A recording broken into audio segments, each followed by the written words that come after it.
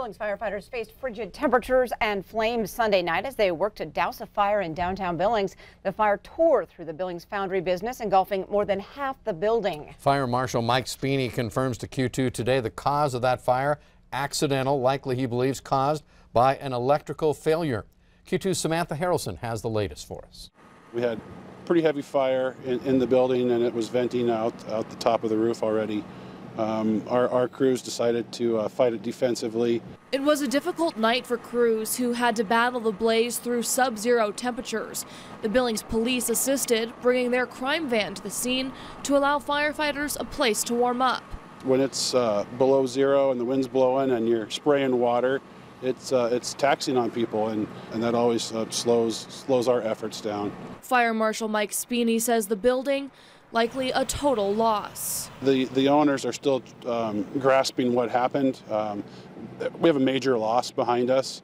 Likely it's a total loss of the building and a lot of the contents in there.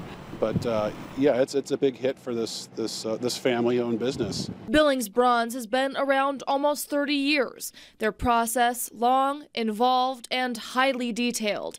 They've produced bronze work for artists around the country and the world. Some notable pieces in town, the statue outside of the Rimrock Auto Arena, and the bronze sculpture that sits at the edge of the Billings skate park. Samantha Harrelson, MTN News, Billings. Thanks, Sammy. Sammy also says the insurance company's adjusters will be on hand tomorrow to look at that building and try to come up with the estimated damage cost. The deadly mass shooting at a school in Florida last week likely to come up at the school board meeting in Cody as it considers arming its teachers. This controversial issue even more polarizing now than ever. Q2's Asia Gore spoke with the chair of the board in Cody ahead of that meeting tomorrow and is here with us tonight to bring us the details. Asia. James, the 2017 Wyoming legislature passed a law allowing schools to arm teachers and staff. Now that legislation is playing out in board meetings and community surveys across the Cowboy State.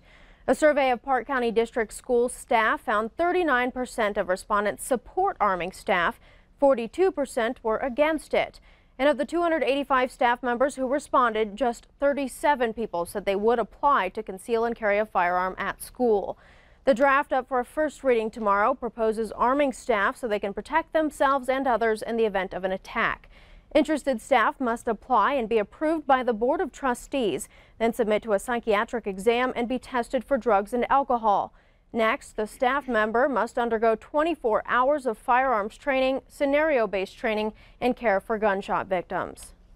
I think last week's tragedy in Florida, it has had an impact on our community. I think people are really watching and really considering what is the best path to secure schools and to keep them as safe as we can.